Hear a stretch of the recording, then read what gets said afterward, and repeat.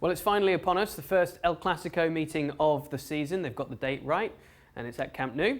Barcelona taking on Real Madrid, with both teams vying, of course, for pole position. It couldn't be closer at the top of the standings, Craig. Where do you think the advantage lies?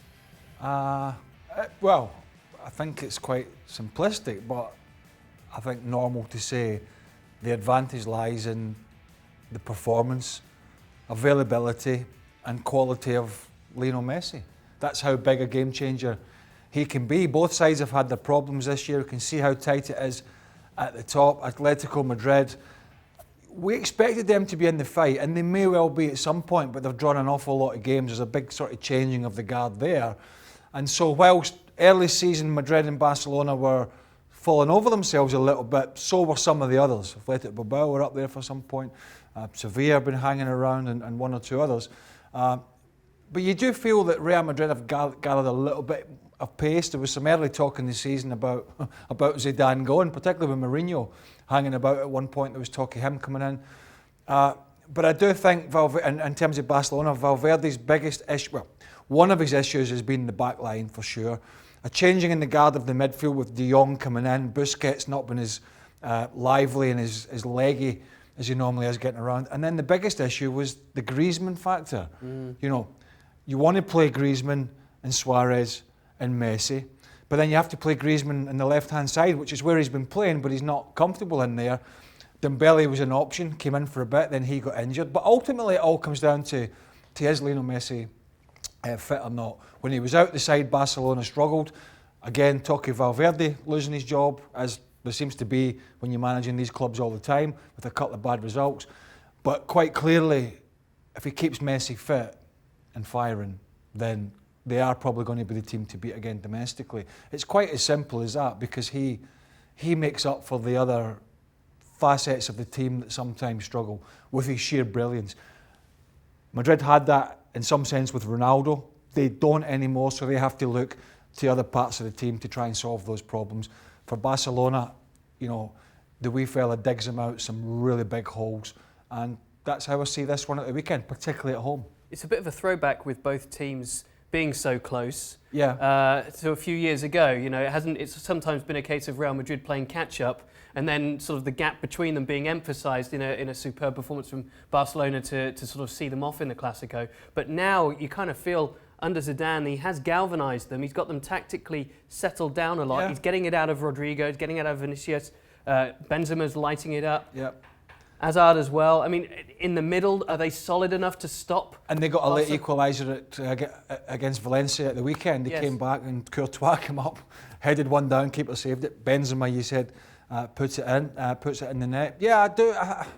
It's very, I mean, there's not a big, you don't look at this and go, oh, Real Madrid are playing terrible, or Barcelona are playing terrible.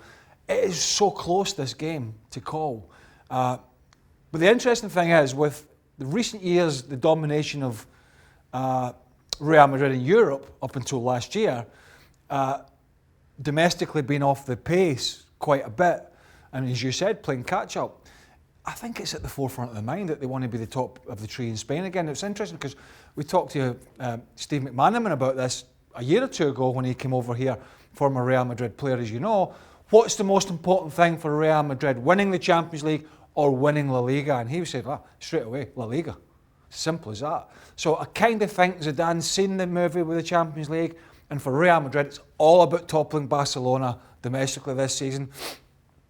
Barca not at their strongest as in recent years, but they're still going to be the team to beat. But I see Barca winning this game because it's at home, because of one Lionel Messi and one or two other good players they've got in their team. I could see Barcelona winning this one primarily because they have home advantage. Interesting. Valverde's come under a lot of criticism for his tactics, lack thereof, and relying on the likes of Messi or his star performers. He's not a bad guy to rely on, is he, when he can bash in 2 and 3 goals almost every week.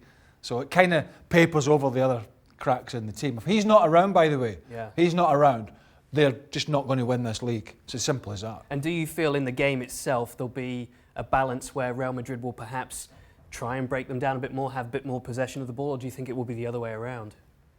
No, I think maybe a little bit more of a counter-attack from Real Madrid. And be interesting to see obviously the performance. This is the first Clasico of the season, I believe. Eden Hazard, you touched on it there, you know, his first Clasico, which is a huge game. Vinicius, as you mentioned, is a young Brazilian talent, a mercurial talent, but these are big games for these players, even for somebody like Hazard who's been there, seen it and done it. This is still where, in Spain, they look at this game and that's where they evaluate your performance. Okay, well, there'll certainly be a lot to talk about whichever way it falls. And 3 points very much on the minds of all the players and, of course, the coaches battling for supremacy in La Liga. Well, thank you very much for watching ESPN on YouTube. For more sports highlights and analysis, be sure to download the ESPN app. And for live streaming, premium content, and let's not forget as well, ESPN FC 7 days a week. Subscribe to ESPN Plus.